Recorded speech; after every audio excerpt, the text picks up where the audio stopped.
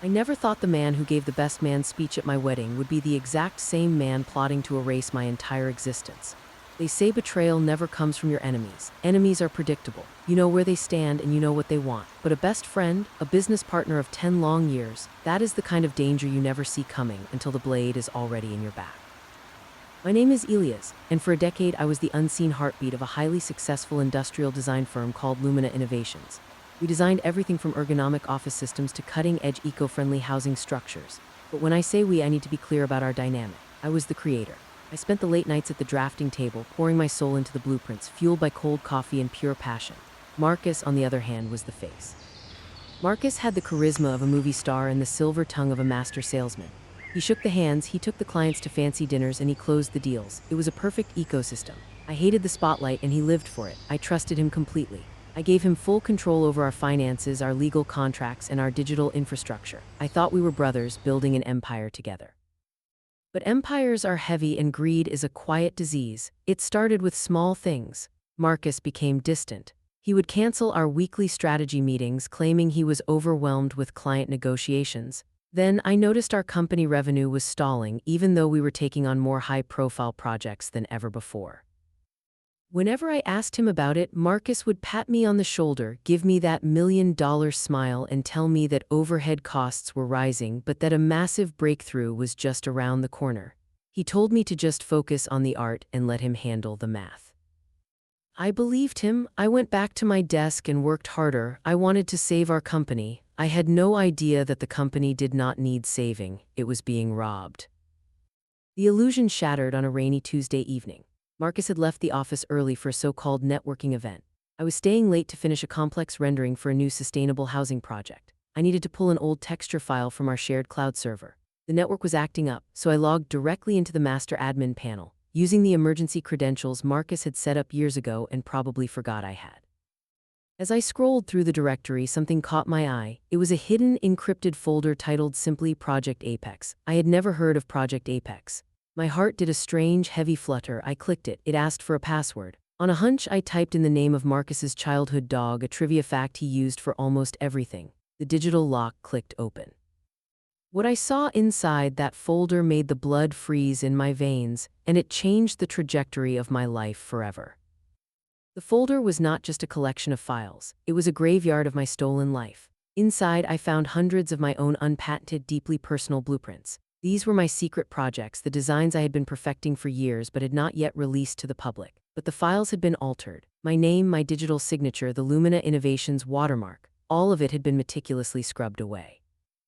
In my place, every single document was stamped with a new logo, a shell company called Apex Solutions with Marcus listed as the sole founder and lead designer.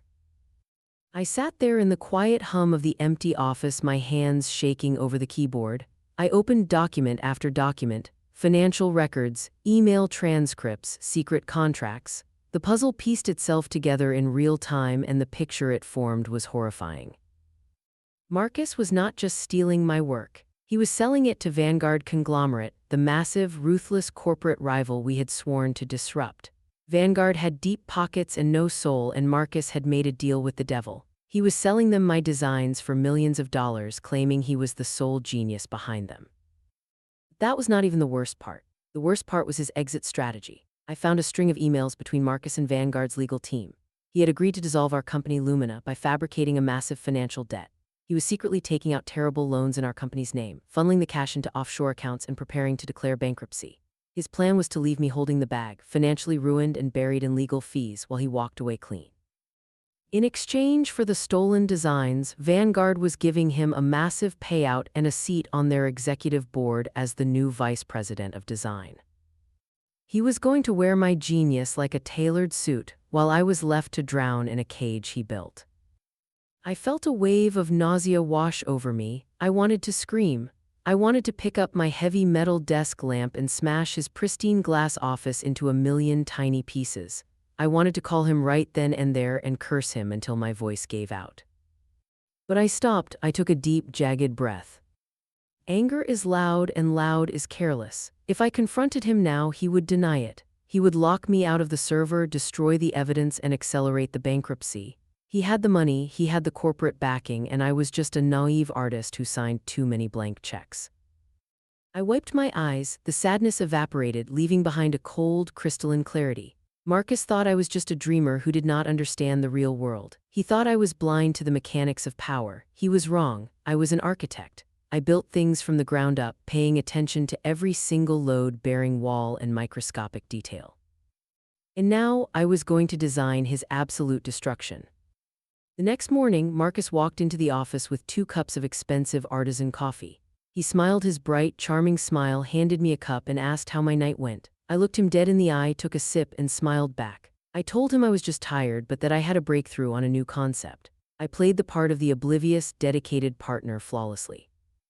For the next 2 months, I lived a double life. During the day, I was the loyal creator, but at night, I was laying the foundation for the trap. I knew that Vanguard was planning a massive global press conference to announce their new architectural division, led by their shiny new vice president, Marcus. The centerpiece of this grand unveiling was going to be my masterwork, a design I called the Spire. It was a revolutionary, self-sustaining skyscraper concept. Marcus had already stolen the preliminary sketches, but he needed the final, completed digital model to present on stage to the world's media. So I gave it to him, but I did not give him the real one. I spent 4 weeks engineering a beautifully flawed version of the Spire. On the surface, the 3-dimensional renders were breathtaking. They were flawless, futuristic, and visually stunning. Marcus, not being a true engineer, would never spot the difference. But buried deep within the complex geometric algorithms of the digital model, I inserted a mathematical poison pill. It was a structural stress failure code. If the design was run through a standard environmental simulation, which was exactly what Vanguard planned to do live on stage to prove its viability, the entire digital structure would collapse in on itself in a very specific, undeniable way. But it would not just fall apart randomly. I designed the collapsing support beams and shattered glass to settle into a very deliberate pattern on the screen. While I was perfecting the digital bomb, I was also making my legal moves. I had hired a forensic accountant and a quiet, ruthless corporate lawyer.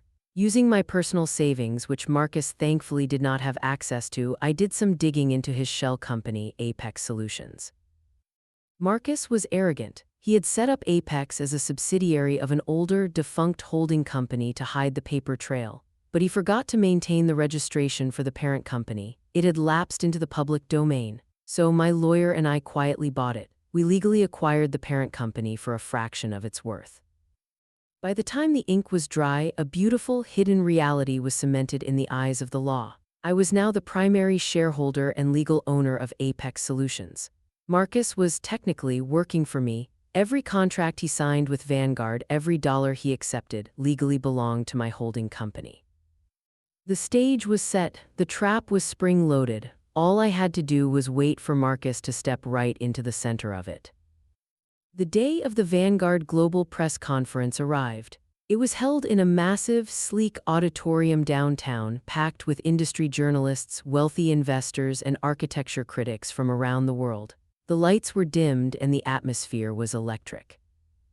I bought a ticket under a fake name and sat in the very back row wearing a simple black suit, blending into the shadows. The CEO of Vanguard stepped up to the podium and gave a long, pompous speech about the future of urban living. Then he introduced their newest visionary, the man who was going to change the world. Marcus walked out onto the stage. The crowd applauded. He looked immaculate in a tailored designer suit, soaking up the flashing cameras like a sponge. He grabbed the microphone and began his speech. He talked about his sleepless nights. He talked about his solitary genius. He talked about how he and he alone conceptualized this revolutionary building to save the environment. Listening to him steal my life's work with such effortless confidence made my stomach turn, but I just watched, waiting for the countdown to hit 0. And now, Marcus announced, his voice echoing through the giant hall, "I want to show you the strength of my design. We are going to run a live, real-time structural stress test simulation, proving that this tower can withstand a Category 5 hurricane." The massive digital screen behind him flared to life. A beautiful, glowing 3-dimensional model of the spire appeared. The audience let out a collective gasp of awe. It truly was a masterpiece. Marcus clicked a button on his remote to start the simulation. On the screen, digital storm clouds gathered. High-speed winds slammed into the tower. For 10 seconds, the building held strong. Marcus smiled, turning to the audience to bask in the glory. Then the poison pill activated.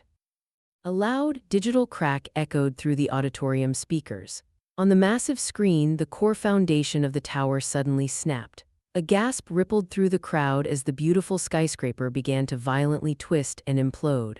Floor by floor, the digital glass shattered and the steel beams groaned and collapsed. Marcus whipped around, his face draining of all color. He frantically clicked his remote, trying to stop the presentation, but I had locked the file. The simulation had to finish. The tower crashed into a pile of digital rubble on the screen, but the rubble did not settle randomly. The broken steel beams and fractured concrete aligned perfectly to spell out three massive, undeniable words across the 50-foot screen. Stolen from ELIAS. The auditorium went dead silent. You could hear a pin drop. The journalists immediately started snapping photos frantically. The CEO of Vanguard looked like he was going to have a heart attack. Marcus stood frozen in the center of the stage, his mouth opening and closing like a fish out of water. He stared at the giant letters, then slowly looked out into the crowd, panic radiating from his eyes. That was when I stood up from the back row. The spotlight operator, confused by the sudden movement in the dark, swung a beam of light onto me. Hundreds of heads turned to see who was standing in the back. Marcus saw me. I will never forget the look on his face. The polished, arrogant executive was gone. In his place was a terrified little boy who realized he had just walked off a cliff. I did not yell. I did not need to. I held up a thick manila folder and spoke loudly and clearly, my voice carrying through the silent room. That design is mathematically impossible, I said. I know, because I designed it to fail, just like I designed every single project you have claimed as your own for the past 10 years. Security started moving toward me, but the journalists were already swarming, shoving microphones in my direction. I handed the thick folder to the nearest reporter. Inside were the indisputable, time-stamped original files, the emails proving Marcus was planning to bankrupt Lumina, and the legal documents proving my ownership. Vanguard did not just fire Marcus, they obliterated him. By attempting to sell them a catastrophically flawed design on a global stage, he humiliated a billion-dollar corporation. They immediately sued him for fraud and breach of contract. But the real victory happened behind closed doors. Because I legally own the parent company of his shell corporation, every single dollar Vanguard had already paid him in advance belonged to me. The massive debt he tried to pin on our original company was legally transferred entirely to him. In a single afternoon, Marcus lost his job, his reputation, his money, and his future in the industry. He tried to call me a week later, crying into the phone, begging for a second chance, saying we were brothers. I let him speak for 5 straight minutes. When he finally ran out of breath, I said just one sentence. I am just letting you handle the math. Then I hung up and blocked his number forever. I took the money from the Vanguard settlement and rebranded my company. I stepped into the light, taking full ownership of my creations, and built a firm that operates on transparency and true innovation. Betrayal is a heavy teacher, but its lessons are permanent. Trust is a beautiful bridge, and it takes years to build. But if you decide to secretly set fire to that bridge, you had better make absolutely sure you are not the one still standing on it when it collapses.